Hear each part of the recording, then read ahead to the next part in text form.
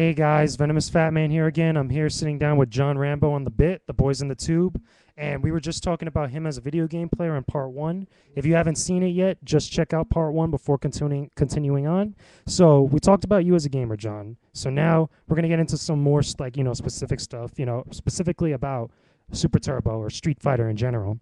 So so most of the stuff that I've seen your videos on, pretty much the subject matter that comes up all the time is Super Turbo, Super Turbo, and that's pretty much the game you went to go to. Was it Super Battle Opera to play competitively? Right. So talk about what does Super Turbo really mean to you, or why is that that is your game of choice?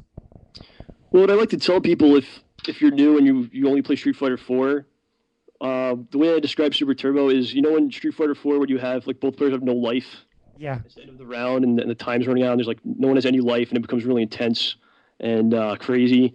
Like that's what Super Turbo is the entire round from the start because the game has so much damage and you have to be so precise with everything you do. So it's just I think it's the most intense game and the speed. And how brutal the brutality of it, how you could just how this could just turn around or fall apart on you at any second, and the pretty high execution barrier just for like normal moves. I also something I appreciate about the game, and when someone really masters it, it's really impressive to me. So that's pretty much how I would describe Super Turbo and why I like Super Turbo. yeah. So going off from that, because you mentioned Street Fighter 4, and also I'm guessing Super Street Fighter 4 now that that's out recently. Of the two games, which one do you feel takes actually the more skill to actually master? Based on everything. I don't like to really get into that kind of stuff too much. I respect anyone that plays any game or puts their blood, sweat, and tears into any game competitively. So I don't know if you could really compare the two. I personally, obviously, I personally prefer Super Turbo, but I don't think it's really fair to say which one is more difficult or anything like that. So um, I don't think it's really between Super Turbo and Street Fighter 4. Although the Super Turbo community would love some of those players to come and join in and participate as well. So the main fight we got going on right now is the Super Turbo versus HDR stuff, and Yeah, that's exactly what I was going to get into next. Is that about HDR? What are your thoughts, or pretty much anything that you think about? Between the two, with HDR being this kind of revised or retweaked version of Super Turbo. I was really excited for HDR, like a lot of people were. I actually bought my Xbox. I did not own an Xbox or a PS3 before HDR came out. So right before HDR was coming out, I bought an Xbox. I bought a stick for the Xbox. I got my gold card. I played HDR online for a long time. I went to two major tournaments in 2009 just for HDR. I did not play Super Turbo at all in 2009, only HDR. And by the end of 2009, I was kind of like, I'm not really enjoying this. I'm not having fun with this game or the games that are out. And I was pretty much ready to be done with Street Fighter. Um, until Togeki announced all that stuff. That's another story, I guess.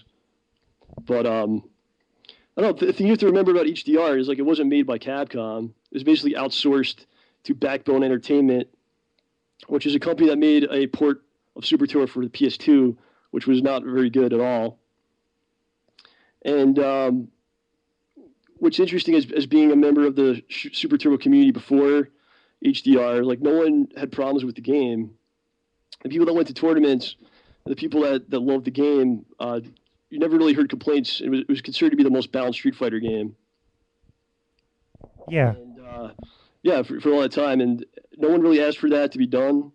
And I think most people disagree with a lot of things that were done with the game. So would you, in your opinion, though, just to kind of summarize everything, like what you just said, in a much more smaller, package, are you pretty much happy with a lot of the changes that went into HD Remix from Super Turbo, or do you think it should have never actually been made in the first place?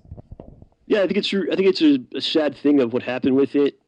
I think that had it come out without changes, with the new graphics, maybe like a year earlier, It was originally supposed to come out about a year earlier, but then they decided to make the remix mode, so then it got delayed.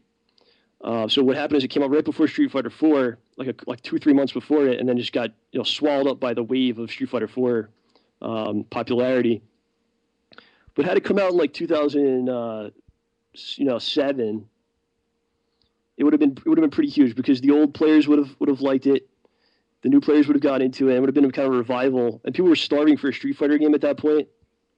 And that's really when it should have came out, what it really should have been.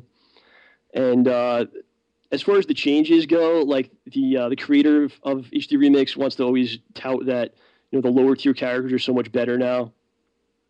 The people that are the best Blanca, Ken, Cammy, T-Hawk players don't agree with the changes that were put into the game, and those are the people that I respect their opinion and what they have to say, and that's pretty much what most of these guys will tell you. Those changes, what you mentioned, you mentioned T-Hawk, Cammy, and I forgot the other couple, but do you really think that those changes really hurt more than they did help, with the actual game? I don't know if it. The way I look at Super Turbo is like every character has some kind of, I guess you could say, some kind of a broken thing, or an abusable aspect to the character. So basically, like, this is part of what's cool about ST is like every character has something like that. So it's like every character is going into battle with a bazooka, Yeah. And he kind of took some of that away, and everyone's kind of weaker. And it's like HDR is like everyone's got like a little knife, and they're going to a fight. Wow. So it's kind of one way to look at it. That is a very funny analogy. I would have never thought of looking at it like that, but it makes sense though, like what you're saying. Right. Yeah. It also, like, the things that HDR tried to do aren't really necessary.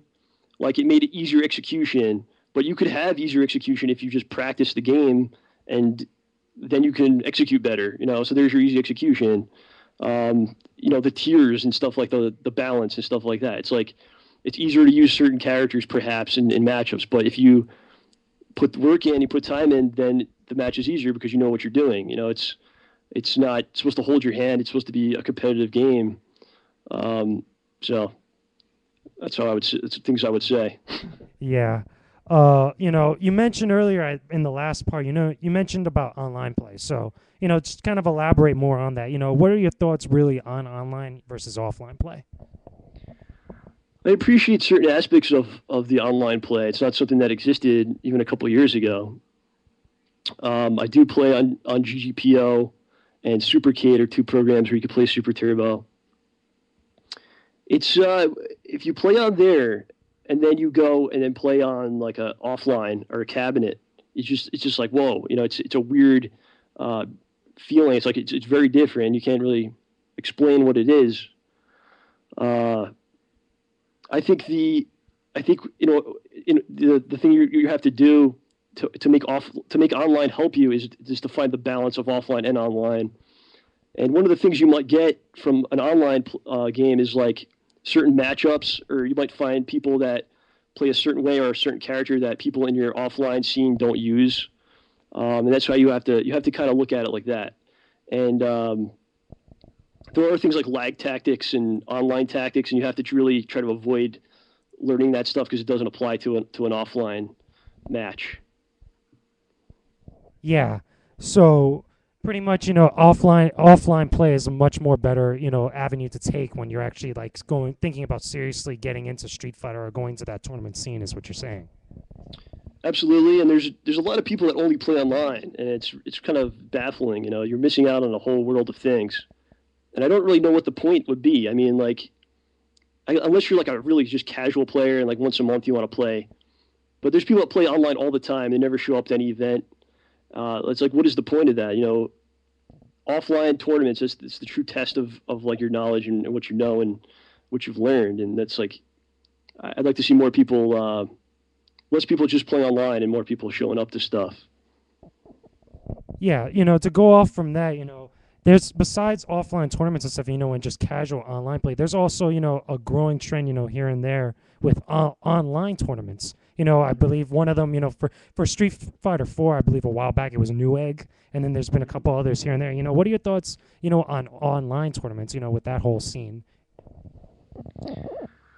Uh, if it's going to build towards a an offline thing, or if it's used in a way to help people get to an offline event, I think Evo's doing something now where they're doing a Super Street Fighter 4 tournament, and if you win the online tournament, then you get to go to Evo.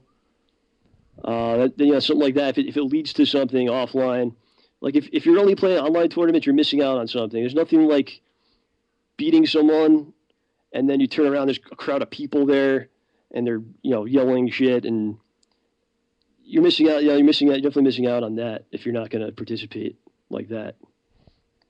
Sounds very crazy. One more question, before we go to another part. For something like Evo or for something like more, a lot of these big tournaments that are all over the place, whether it's Togeki or whatnot, which version of Super Turbo should they actually implement into their actual lineup? Should it be the HD Remix version, which, a lot of the tournaments are starting to do now, or should they just go back to the original ST? Well, what's happened in the United States is when HD Remix came out, that was all of a sudden that was the tournament standard. But now the things are starting to shift, and people are starting to become unhappy with that game, and starting to realize that maybe we're missing out on something that's in Super Turbo. And some of the major tournaments now are switching back to arcade Super Turbo on arcade hardware. So the first one was Seasons Beatings in Ohio. They ran a Super Turbo on a cabinet tournament. This was about a month ago, and that's probably like the second biggest American tournament. So that was a big deal. And now we have NEC in Philadelphia. That's going to be in early December, and that's also going to be have a Super Turbo arcade cabinet. So we're starting to see the shift in things, and I think our group of players is definitely kind of fueling that change in a lot of ways. So that's currently what's going on. And of course, in Japan, there is no HDR. It didn't come out in Japan. It was made for a Western audience. And in Japan, they love Super Turbo. I don't see them ever switching to anything else. It's got a strong tradition. When I was there, there's people playing the entire day. Like literally Tuesday morning in the arcade, there's people there up until midnight. And it often makes like the top 10 most played arcade games in Japan list. So if you think about how many games come out in Japan, how many games there are in those arcades, and Super Turbo after 15 years is still in the top 10 most played games. So That's amazing. That's amazing that such a game that's been around for so long will still be in like the top charts. yeah, it's pretty incredible. It's like it just came out. When I was there, it was like it just came out basically. That's got to be such a sight to see. But anyway, we're going to go to another part, guys. Be sure to check out part 3.